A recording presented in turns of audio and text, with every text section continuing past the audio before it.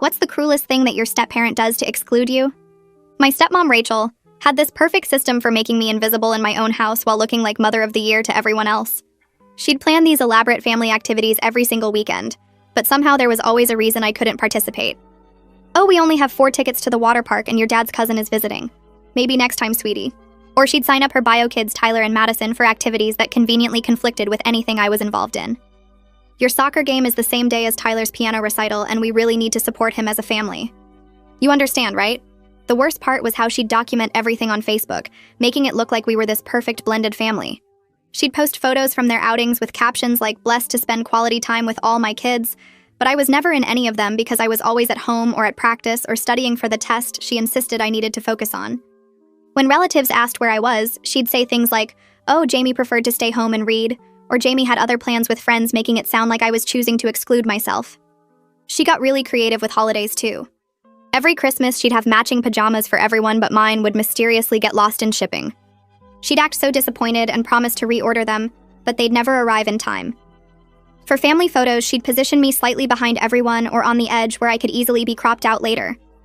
When planning vacations, she'd always pick dates that conflicted with my school events, then act shocked when she realized. "Oh no, that's the same week as your science fair. Well, you worked so hard on that project, we can't pull you out of school. Grandma can stay with you." My dad was completely oblivious because Rachel was so good at making everything seem accidental, or like she was being considerate of my schedule.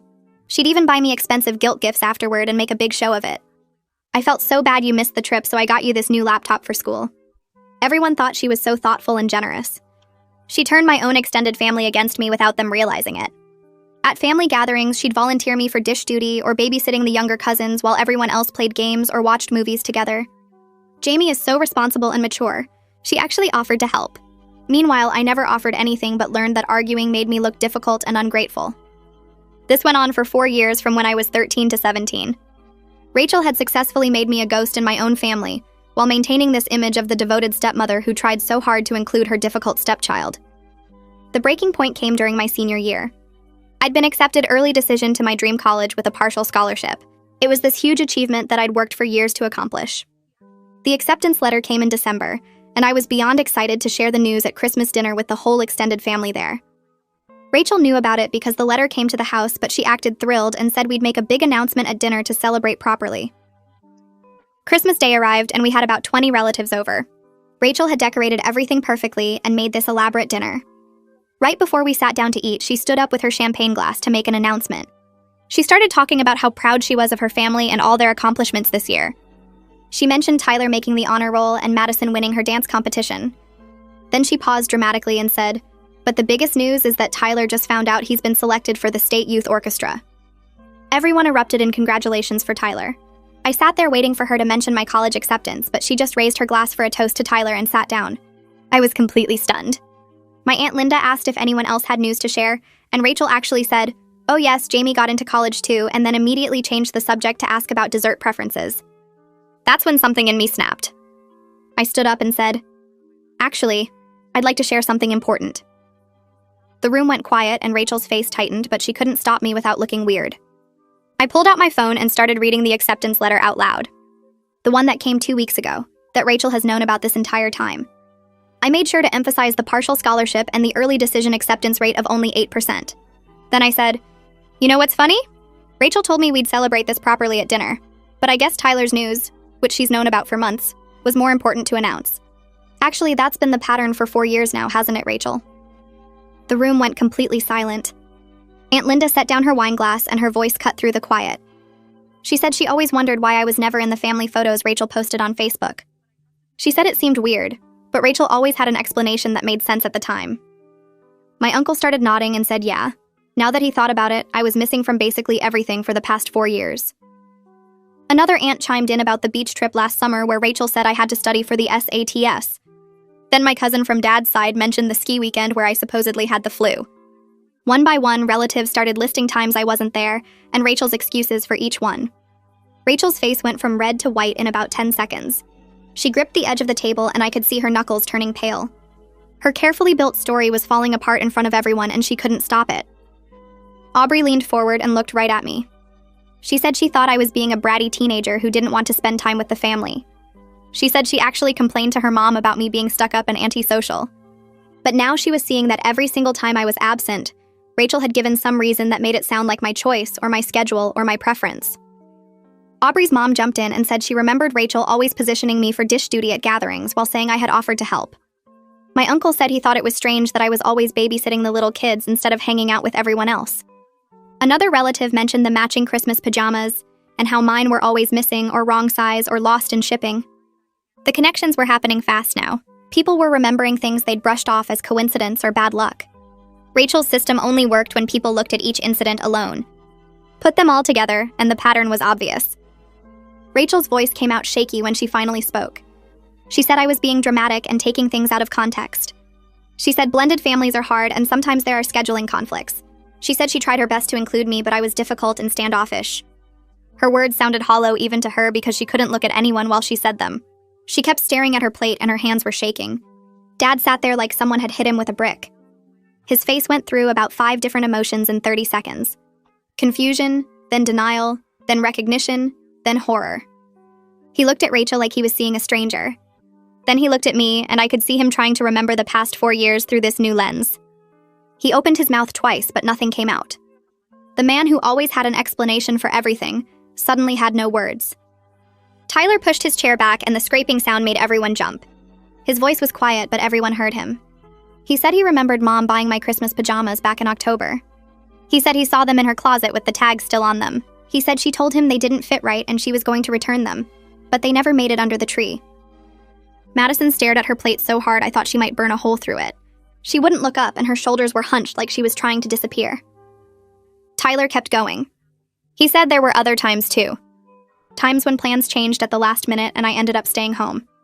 Times when Mom said I had other things to do, but he never actually heard me say that. I realized both of them had probably known way more than I thought.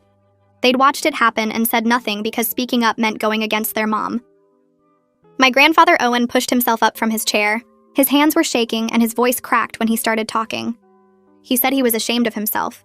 He said I was his granddaughter and he let this happen right in front of him without seeing it. He said he believed every excuse Rachel gave without questioning why his granddaughter was never around. He said he failed me and he was sorry. His eyes were wet, and that's when I started crying too. My Aunt Linda had tears running down her face. Aubrey was crying. Even some of the cousins looked upset. The whole room felt heavy with this realization that they'd all missed something important happening to someone they loved. Owen sat back down hard and put his face in his hands. My dad reached out like he wanted to touch my arm, but I pulled away.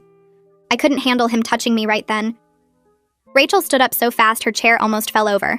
She didn't say anything, just walked straight to the kitchen.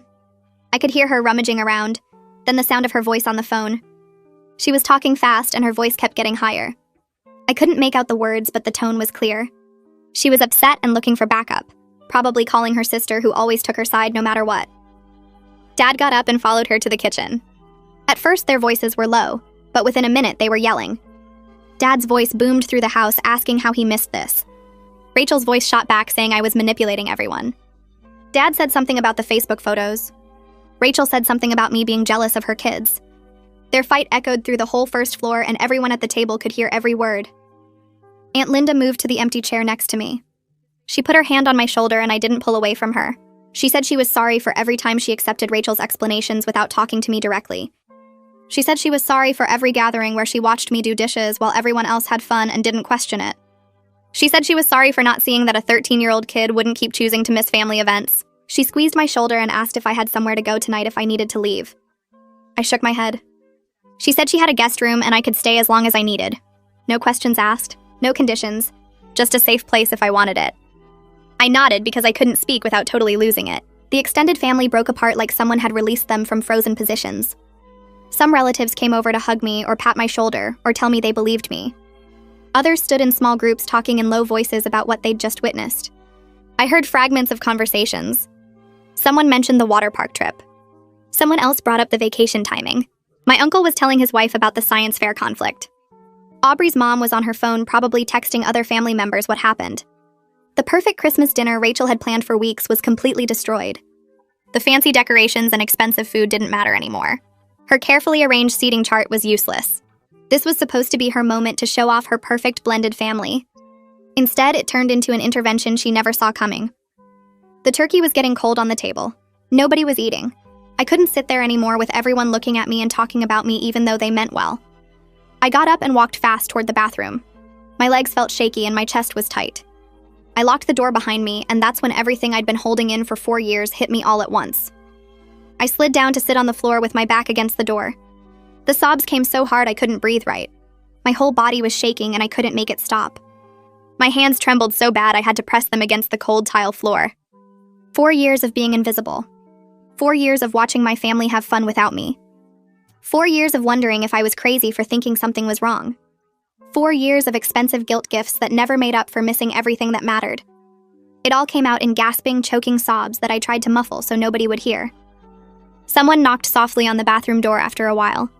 I wiped my face and tried to breathe normally, but my voice still came out rough when I said I'd be out in a minute. Melissa Hodges said it was just her and could she show me something. I opened the door and she slipped inside with her phone. She pulled up her photo albums and started scrolling. Easter 2 years ago. Thanksgiving last year. 4th of July party. Dad's birthday. Owen's retirement celebration. Photo after photo from family gatherings over the past 4 years. In every single one, I was either missing completely or positioned at the very edge of the frame where I could easily be cropped out. In the ones where I was visible, I was always slightly behind everyone else or off to the side. Melissa said she never noticed the pattern until tonight. She said she just thought I was camera shy or preferred to stay out of photos. But looking at all of them together, it was clear this was intentional.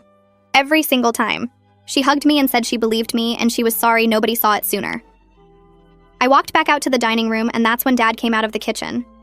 He looked like he'd aged 10 years in the past hour.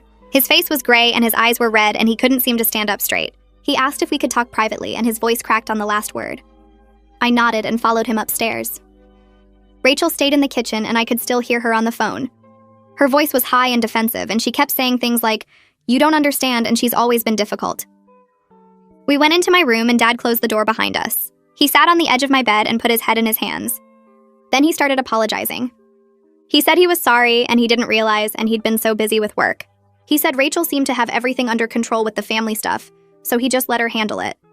He kept making excuses about his schedule and how Rachel was so good at organizing things and how he trusted her to include everyone. I stood by my dresser with my arms crossed and waited for him to finish.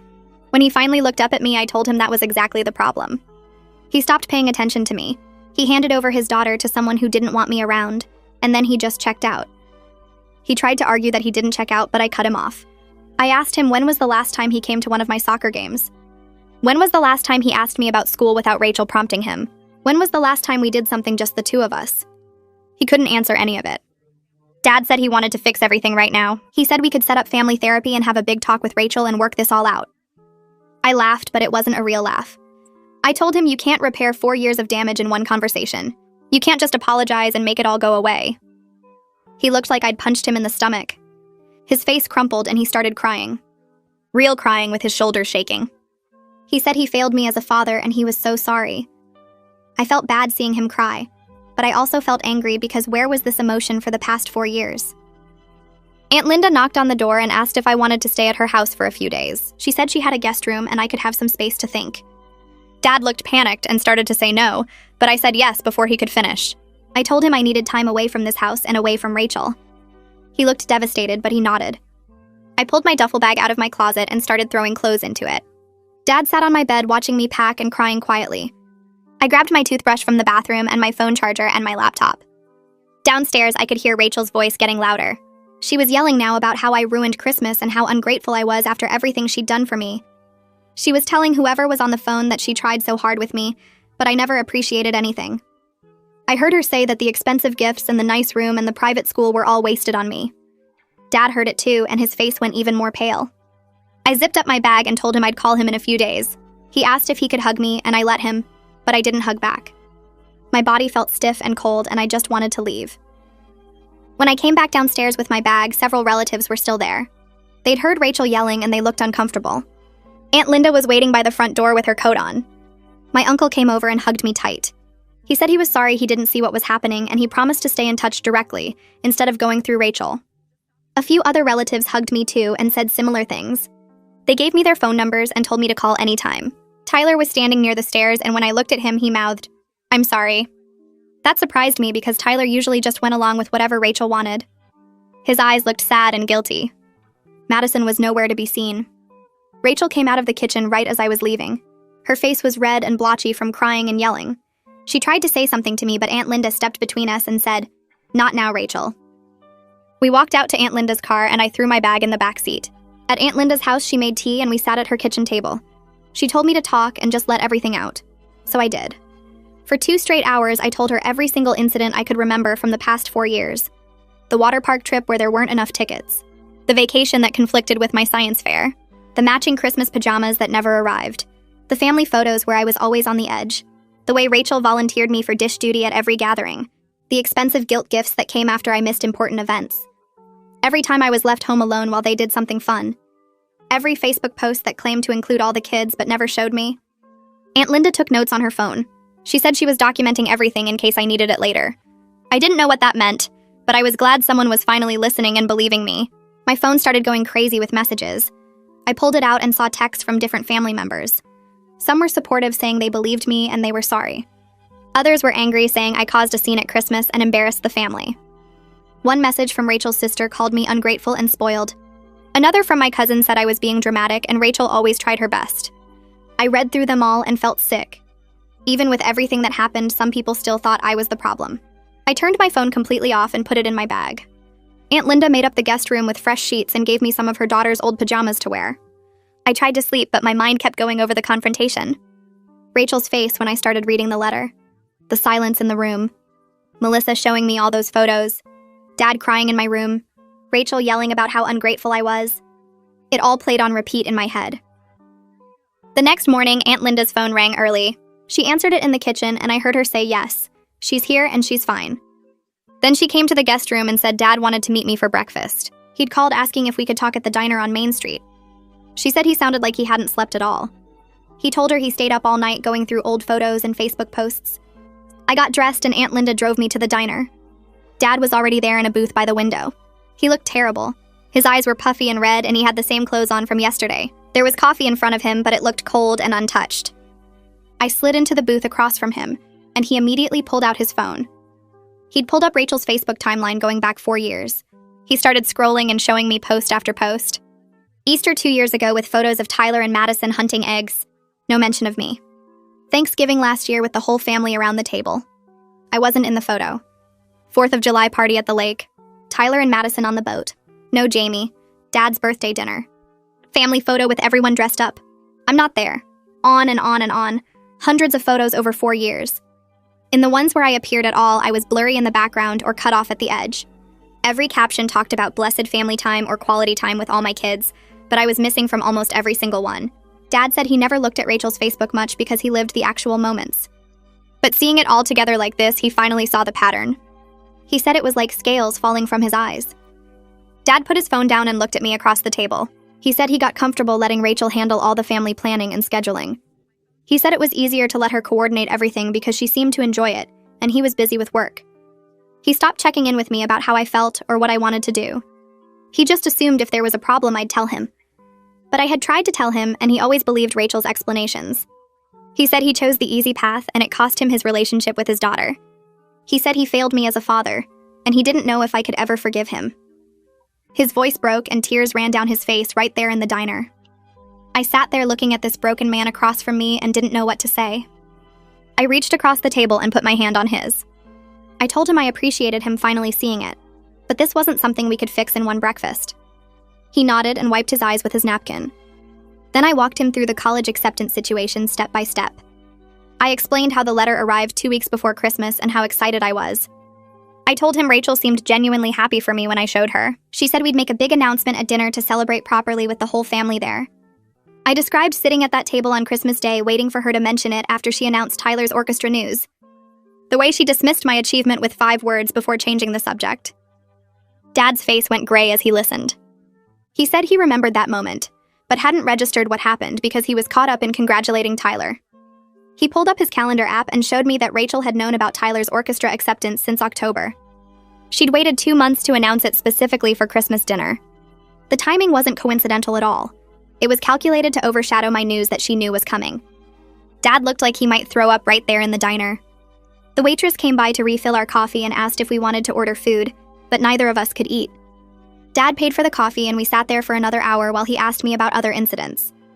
Every question led to another memory of Rachel's carefully constructed exclusions. Finally, he said we should go back to the house, so he could talk to Rachel with me there. I wasn't sure I wanted to face her yet, but I also didn't want Dad getting manipulated into believing her version of events again. On the drive home, he told me about the fight they had after I left on Christmas night. He said Rachel was furious that I embarrassed her in front of the whole family. She kept saying I was exaggerating everything and being manipulative. She told him I'd always been difficult and ungrateful no matter how hard she tried. Dad said he started to believe her at first because that's what he always did. But then Aunt Linda called him at midnight and told him to look at Rachel's Facebook timeline. That's when he started going through 4 years of posts and photos. He said seeing it all together made him sick to his stomach. Rachel had created this whole false narrative online while systematically erasing me from the actual family. He admitted he was starting to see her differently, but he also said he still loved her and didn't know what to do. I told him I wasn't asking him to choose between us. I just needed him to acknowledge what happened and stop making excuses for her behavior. I needed him to see that this wasn't about me being difficult or her trying her best. This was about deliberate exclusion disguised as accidents for 4 years. Dad pulled into the driveway and turned off the car. He promised he'd start individual therapy to understand how he missed everything. He said he wanted to be a better father, even if it was too late to fix the past. We sat in the car for a few minutes before going inside. When we walked through the front door, Rachel was waiting in the living room. Requested Reds is on Spotify now. Check out link in the description or comments. Her eyes were red and puffy like she'd been crying all night. She had tissues in her hand and she stood up when she saw us. She started talking immediately in this rehearsed way about how sorry she was that I felt was excluded. She said she never meant to make me feel invisible, and she'd tried so hard to blend our family. Every sentence focused on her intentions and her efforts and her feelings. She kept saying she did her best and blended families are hard. I let her finish her whole prepared speech. Then I told her I didn't want her apology right now. I said she wasn't sorry for what she did. She was sorry she got caught. There's a big difference. Rachel's face crumpled and she started crying harder. She said I was being cruel and unforgiving. She said she was trying to make things right and I wouldn't even give her a chance. I stayed calm and told her I needed time to process 4 years of systematic exclusion. Her apology, focusing on her intentions rather than the impact of her actions, told me she still didn't get it. That's when Tyler walked into the room. He looked at Rachel crying and then at me standing there with Dad. He told Rachel to stop. His voice was quiet but firm. He said he'd watched her exclude me for years and said nothing because it was easier. He said he knew about the matching pajamas that never came. He knew about the vacation dates that always conflicted with my schedule. He knew she positioned me out of family photos on purpose. He said he was ashamed he stayed silent, but he wasn't going to stay silent anymore. Rachel stared at Tyler like he'd slapped her. Madison appeared in the doorway but didn't say anything. She just stood there looking at the floor. The fact that Madison didn't defend her seemed to shock Rachel more than Tyler speaking up. Rachel's crying shifted to anger. She said she tried her best with a difficult stepdaughter who never gave her a chance. She said I always rejected her efforts to bond and made everything harder. She turned to Dad expecting him to back her up like he always did. But Dad spoke up instead. He said the evidence didn't support that story. He said he'd spent all night looking at 4 years of documentation that showed a clear pattern. He said Rachel's Facebook posts alone proved she was creating a narrative that didn't match reality. Rachel opened her mouth to argue, but nothing came out. I went upstairs to my room and started packing a bag with more clothes and my laptop. I could hear Rachel's voice getting louder downstairs as she argued with Dad. Tyler appeared in my doorway and asked if I was leaving again. I told him I was staying at Aunt Linda's through New Year, and then we'd figure out next steps. He nodded and said he understood. He apologized again for not speaking up sooner. I told him I appreciated him finally saying something, but it didn't erase 4 years. He said he knew that and he wasn't expecting it to. I grabbed my bag and headed back downstairs. Dad was standing in the hallway looking exhausted. I told him I'd call him in a few days and we could talk more. Rachel came out of the living room with tears streaming down her face. She tried to say something, but I walked past her to the front door. Her sobs followed me out to Dad's car. He drove me to Aunt Linda's house without either of us saying much. When we pulled up, Aunt Linda was already waiting on the porch. Dad helped me carry my stuff inside and hugged me before leaving. Aunt Linda made tea and let me decompress without asking a million questions. I turned my phone off again and tried to sleep, but my mind kept replaying the confrontation with Rachel.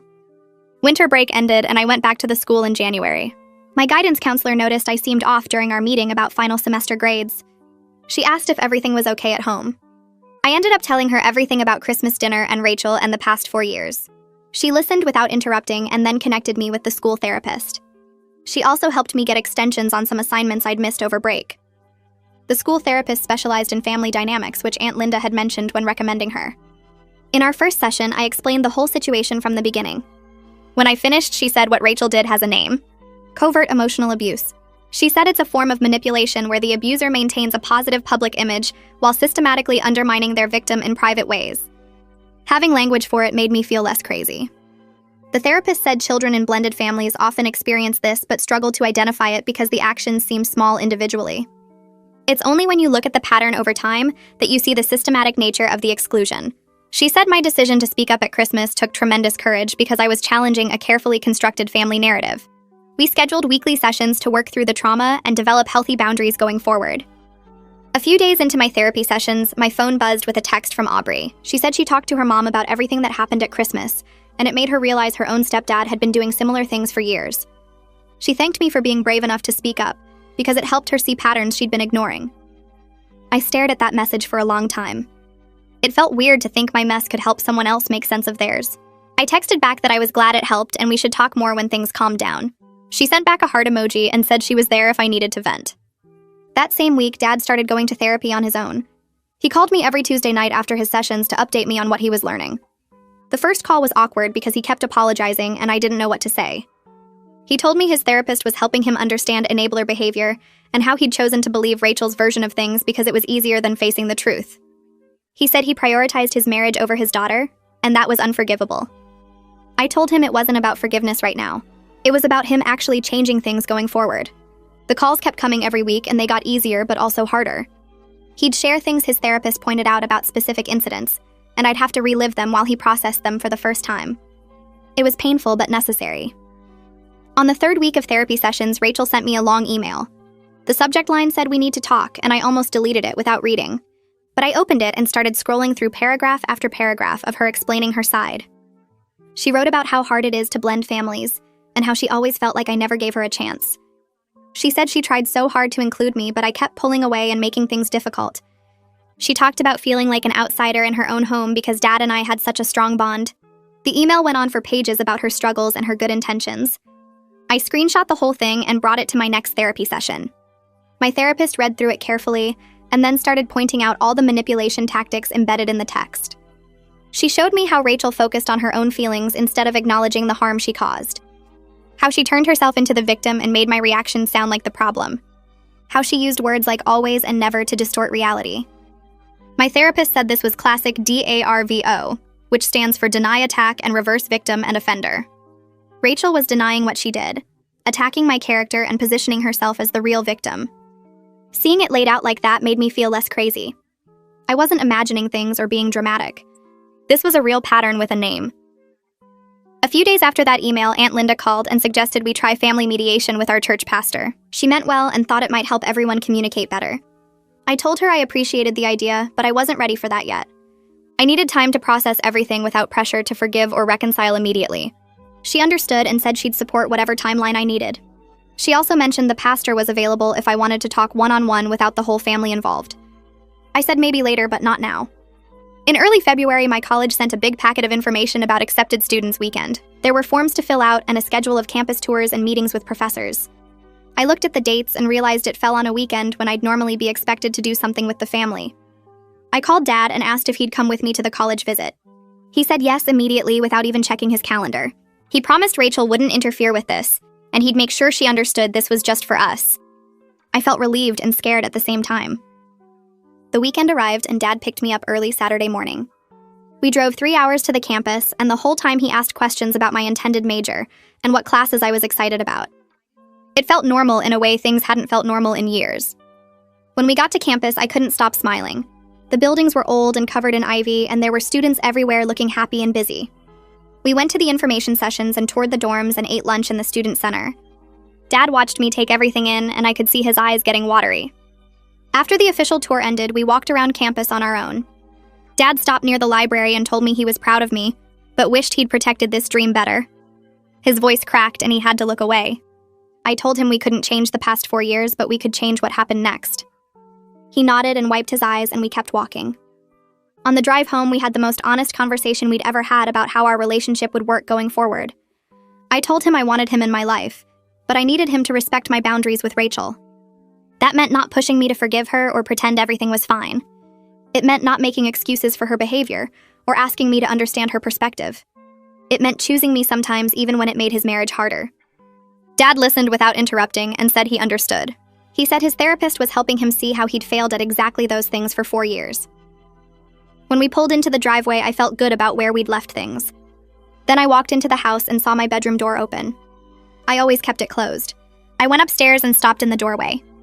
Rachel had completely redecorated my room. New curtains, new bedspread, new throw pillows, everything in shades of purple and gray. There was a note on my desk that said surprise, and I hope this helps you feel more at home. I felt my chest get tight and my hands started shaking. She went into my private space without asking. She touched my things and moved them around and changed everything. Dad came up behind me and asked what was wrong.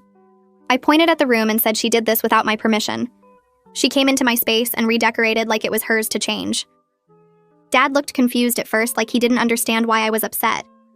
Then something clicked and his face changed. He said, "Oh." He finally got it. He finally understood why I felt so violated by her constant boundary crossing. This wasn't a nice gesture. This was another way of controlling my space and making decisions about my life without including me. I told Dad I was moving back home, but things had to be different. I needed strict rules about my space and my time. Rachel and I would interact minimally. I'd keep my door locked. Family activities would be optional for me, not mandatory. Dad agreed to enforce these boundaries and said he'd talk to Rachel that night. I spent the evening at Aunt Linda's while Dad had that conversation. When I came back the next day, Rachel's eyes were red, but she didn't try to talk to me. I went straight to my room and locked the door. Over the next few weeks, Rachel really struggled with the new dynamic. She kept trying to force conversations about healing our relationship. She'd knock on my door and ask if we could talk. She'd text me asking when I'd be ready to work on things. She'd leave notes around the house about family being important. Dad had to keep reminding her to give me space. I'd hear him through the walls telling her to stop pushing and let me come to her when I was ready.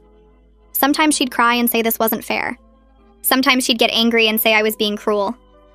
But Dad held the line for the first time in 4 years. He told her my boundaries weren't negotiable, and she needed to respect them whether she agreed with them or not. A few weeks later, Tyler came home waving an acceptance letter for the state orchestra's summer intensive program. Rachel called everyone into the living room and made a big announcement about how proud she was.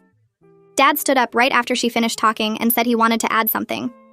He pulled out his phone and showed everyone the email from my college with my scholarship details, and said both his kids had amazing news to celebrate. Tyler looked uncomfortable for a second, but then he came over and high-fived me. We ordered pizza, and Dad kept switching between talking about Tyler's program and my college plans, like he was making sure everything stayed balanced. Rachel sat quietly on the couch and didn't try to take over the conversation. It felt weird, but also kind of good to have something that didn't turn into a competition. That night, Madison knocked on my locked bedroom door and asked if she could come in. I opened it, and she stood there looking at her feet. She said she was sorry for staying quiet all these years and that she knew what Rachel was doing, but she was too scared to say anything. I told her I understood being scared of making Rachel mad, but that staying silent let the abuse continue. She started crying and said she knew that now and wished she'd been braver. I didn't hug her or tell her it was okay because it wasn't really okay, but I said we could try to be actual sisters from here on out. She nodded and left, and I locked my door again. The next week, I had my therapy appointment and brought up the idea of writing a letter to Rachel. My therapist thought it was a good idea to put my needs in writing, so there was no confusion about boundaries. We spent the whole session working on it together. I listed specific incidents like the Christmas pajamas and the vacation conflicts and the college announcement. I wrote that I needed her to acknowledge these things actually happened and weren't accidents or misunderstandings. I said I needed her to stop trying to force conversations about healing and let me come to her when I was ready. I needed her to respect my locked door and my privacy. I needed her to stop volunteering me for things without asking first. The letter was 3 pages long by the time we finished. My therapist helped me take out the parts that were just angry and keep the parts that clearly stated what had to change. I printed it out that night and left it on the kitchen counter for Rachel to find in the morning. 3 days later, there was an envelope on my desk with my name on it. Rachel's response letter started defensive, saying I was being unfair, and she'd tried her best with a difficult situation. But then halfway through, the tone changed. She admitted the Christmas pajamas thing was intentional, because she wanted matching photos with just her bio kids. She said she did plan activities when I had conflicts because it was easier than dealing with me. She wrote that she felt threatened by my relationship with Dad and tried to minimize my presence. It wasn't everything I wanted her to admit, but my therapist said it was more accountability than most people ever get from their abusers. In March, Aunt Linda invited me to dinner at her house with just the family members who'd supported me after Christmas. Owen was there, and so were a few cousins, including Aubrey. Nobody brought up Rachel or the drama. We just ate and talked and laughed like normal people. Aunt Linda made my favorite dessert, and Owen told embarrassing stories about Dad when he was young. It felt really good to be around people who actually saw me and believed me without me having to prove anything. On the drive home, I felt lighter than I had in months. A week later, Dad told me he and Rachel were starting couples therapy. He said the therapist recommended it after his individual sessions. He looked tired when he told me their marriage might not survive this whole thing. I felt guilty for a second, like maybe I should take some of it back to keep his marriage together. But then I felt relieved because maybe he'd finally be free of her manipulation too. He said no matter what happened with Rachel, he was committed to fixing things with me. The financial aid package from college arrived in early April. I opened it at the kitchen table with my hands shaking. The scholarship covered almost half of tuition, and the financial aid covered most of the rest. Between that and the small amount I'd saved from my part-time job, I could actually afford to go without asking Dad for much help at all. I ran upstairs and called Aunt Linda to tell her. She screamed so loud I had to hold the phone away from my ear. Dad came home and I showed him the numbers and he hugged me so tight I couldn't breathe. For the next few weeks, Rachel actually respected my boundaries. She didn't knock on my door or leave notes around the house. She didn't try to corner me for conversations about our relationship. When we passed each other in the hallway, she just nodded and kept walking. The house felt less tense and I could breathe easier. I started thinking maybe we could actually maintain this distance until I left for college in August. My school held the senior award ceremony in the auditorium on a Tuesday night in April. I'd asked Dad to come alone and he did. I won 3 different academic scholarships that got announced on stage. Each time they called my name, Dad stood up and clapped louder than anyone else in the room. His face was red and he had this huge smile and I could see he was trying not to cry. After the ceremony, he took me out for ice cream and told me how proud he was of everything I'd accomplished, despite how hard the last 4 years had been. That night when I got home, there was a text from Rachel. It just said, "Congratulations on your awards." For the first time, it didn't feel fake or like she was just doing it for show. I showed my therapist the next week and she said people can grow even if they can't undo the past. A week later, Tyler knocked on my bedroom door and asked if we could talk. I almost said no out of habit, but something about the way he stood there looking nervous made me let him in. He sat on the edge of my desk chair and picked at a loose thread on his jeans for a solid minute before he started talking. He said he'd felt guilty about the favoritism for years but didn't know how to bring it up without making things worse. He admitted he knew about the missing Christmas pajamas and the vacation conflicts and how Rachel always positioned me out of photos. He said he told himself it wasn't his problem and that speaking up would just cause drama. Then he looked at me and said he was sorry for taking the easy path and letting me deal with everything alone. I didn't know what to say at first because I'd spent 4 years thinking Tyler was just as bad as Rachel, but sitting there watching him actually own his part in it made something shift. I told him I appreciated the apology and that maybe we could try being actual siblings instead of strangers living in the same house. He smiled for the first time since entering my room and said he'd like that. We talked for another hour about random stuff like his orchestra program and my college plans, and it felt surprisingly normal. Prom happened in early May, and I'd been dreading it because Rachel had this way of inserting herself into every milestone. But when I came downstairs in my dress, Dad was waiting alone with his camera, and this huge smile on his face.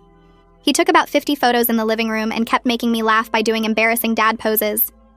He asked about my date and my plans for the night and actually listened to my answers instead of checking his phone. Rachel stayed upstairs the whole time and I could hear her moving around, but she never came down to see me off. Dad noticed me glancing at the stairs and he squeezed my shoulder and said, "This moment was just for us." My date arrived and Dad shook his hand and did the whole protective father routine, which was embarrassing but also kind of nice. As we left, I saw Rachel watching from the upstairs window, but she didn't wave or try to come down. Dad texted me later that night saying he hoped I was having fun and to be safe. It was such a small thing, but it meant everything because he was actually showing up for me. 3 weeks before graduation, Dad asked what kind of celebration I wanted. I'd been thinking about it for days because part of me wanted something big to prove I'd made it despite everything. But mostly I just wanted to be around people who actually cared about me. I told him I wanted something small with just the relatives who showed up for me at Christmas, and he said he'd make it happen. He called Aunt Linda that night and they planned everything together. No elaborate party or huge guest list, just the people who'd believed me when I finally spoke up. Dad asked if I wanted to invite any friends from the school, and I realized I'd been so focused on surviving at home that I hadn't built many close friendships. That stung a little, but I told myself college would be different. 2 weeks before graduation, Rachel knocked on my door and asked if she could attend the ceremony. My first instinct was to say no, because I didn't want her there pretending to be proud of me for everyone else's benefit. But I talked to my therapist about this exact scenario, and she'd helped me think through what boundaries I needed. I told Rachel she could come, but she needed to sit separately from Dad and me. She looked like she wanted to argue, but then she just nodded and said she understood. She asked if she could take photos, and I said only if I was okay with it in the moment. She agreed without pushing back, which honestly surprised me. After she left, I texted my therapist and told her it went better than expected. She replied saying I was learning to set boundaries without anger, and that was real growth. Graduation day arrived on a sunny Saturday morning in June. I put on my cap and gown in my bedroom and looked at myself in the mirror. 4 years ago, I'd been this confused 13-year-old who thought she was going crazy. Now I was 17, and walking across a stage knowing I'd survived something that could have broken me. The ceremony was long and boring like all graduations, but when they called my name, I heard Aunt Linda whistle loudly from the audience. Dad was standing up clapping, and even Tyler was on his feet cheering. Owen was there too, and I could see him wiping his eyes. I grabbed my diploma and looked out at all of them and felt this wave of relief that I'd made it. Rachel was sitting in the back like we'd agreed, and she was clapping, but she stayed in her seat. After the ceremony, Dad found me first and hugged me, so tight I could barely breathe. He kept saying he was proud of me over and over. Aunt Linda hosted the small celebration at her house that afternoon. She'd made all my favorite foods and decorated with my school colors. Only about 15 people came, but they were all people who'd shown up for me when it mattered. Family members took turns sharing memories of my achievements over the years. My cousin Aubrey talked about how I'd helped her with math homework every summer. Owen told everyone about the science fair project I'd done in 8th grade that won first place. Then Dad stood up to give a speech, and his voice cracked right away. He apologized for missing so much and for not seeing what was happening in his own house. He promised to do better and to actually be present in my life instead of just going through the motions. He said watching me succeed despite everything made him realize how strong I was, but that I shouldn't have had to be that strong. Everyone was crying by the end, including me. Rachel didn't come to the celebration, which was her choice. Aunt Linda had invited her to be polite, but Rachel sent a text saying she thought it was best if she stayed home. At first, I felt guilty, like maybe I should have pushed harder for her to be included. But then I realized this was actually healthy. Not everything has to include everyone, and sometimes separation is what people need. My therapist had said that boundaries aren't about punishment. They're about protecting yourself. Rachel not being there meant I could actually relax and enjoy my celebration without worrying about her making it awkward or trying to take credit for my success. I was okay with her absence, and that felt like progress. The next week, Dad asked if I wanted to go shopping for college supplies. We spent the whole day driving around to different stores, picking out bedding and desk organizers and all the random stuff the college said I'd need. Dad asked questions about my classes and my roommate and actually listened to my answers. He wanted to know what I was most excited about and what scared me. We stopped for lunch and talked about how often I'd come home to visit. He said he knew I needed space but hoped I wouldn't disappear completely. I promised I'd come back for Thanksgiving and winter break. He bought way more stuff than I needed and kept adding things to the cart, saying he wanted to make sure I had everything. By the end of the day, the car was packed full and my feet hurt from walking, but it felt really good to spend time with him without Rachel hovering or making everything about Tyler and Madison. In July, Rachel texted asking if we could have coffee and talk before I left for college. I stared at the message for 10 minutes trying to decide how to respond. Part of me wanted to ignore it, but my therapist had been working with me on not avoiding difficult conversations. I agreed to meet at a coffee shop downtown with a set time limit of 1 hour.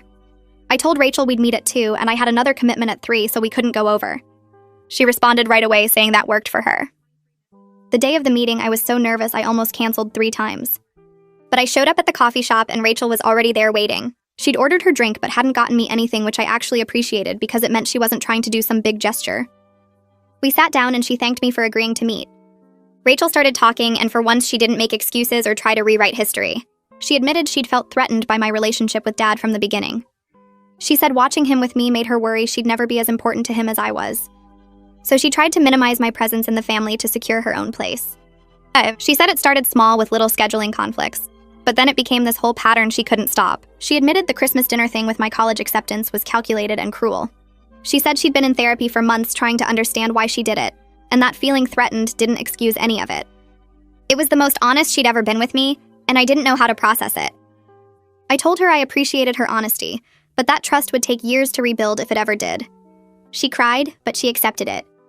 We agreed to try occasional supervised contact after I was at college, but no promises about more than that. When I left the coffee shop, I felt exhausted, but also lighter somehow, like maybe we could eventually find some kind of peace, even if we'd never be close. I looked at Rachel across the table and took a deep breath before speaking. I told her I appreciated her being honest for once, but that trust would take years to rebuild if it ever did. She started crying and I handed her a napkin from the dispenser. She nodded and said she understood. We agreed to try occasional supervised contact after I got to college, but no promises about anything more than that. I paid for my coffee and left while she was still sitting there wiping her eyes. 2 weeks later, Dad called and asked if we could meet for lunch. He looked tired when I got to the restaurant, and he told me he and Rachel decided to separate for a while. He said he needed to focus on fixing things with me without the marriage getting in the way of that. I felt relieved, but also kind of sad for him because I knew this was hard. He promised he'd come visit me at college once a month and we'd keep working on our relationship. August came faster than I expected. Moving day arrived and I woke up at 6 in the morning with my stomach doing flips. Dad showed up at 8 with the truck and Tyler came with him. Aunt Linda pulled up right after with Owen in her passenger seat. We all started carrying boxes and bags down the stairs. Tyler grabbed my mini fridge and almost dropped it on the landing. Owen kept making jokes about how much stuff college students needed these days. The drive to campus took 2 hours, and we listened to my playlist the whole way. When we got there, the parking lot was packed with other families unloading cars. Dad found a spot near my building, and we formed a chain to move everything inside. My room was on the 3rd floor, and there was no elevator. By the time we finished carrying everything up, we were all sweating and exhausted. Aunt Linda helped me make my bed while Dad assembled my desk lamp. Tyler and Owen went to get lunch for everyone. We ate sandwiches sitting on my floor surrounded by unpacked boxes. Madison sent a text saying good luck and sorry she couldn't come help. After lunch, they started getting ready to leave. Aunt Linda hugged me for a long time and told me to call her whenever I needed anything. Owen slipped me $40 and said to buy myself something fun. Tyler gave me an awkward side hug and said he'd text me. Dad was the last one and he held me tight and told me how proud he was. I walked them all down to the parking lot and watched them climb into their vehicles. They drove away slowly, and I stood there on the sidewalk in front of my new building. I felt scared and hopeful at the same time. I survived 4 years of being invisible, and now I got to find out who I was when people actually saw me. That's where we'll stop for today. I'm really glad you were here because it makes telling these stories mean something. I hope this one brought a little comfort to your day.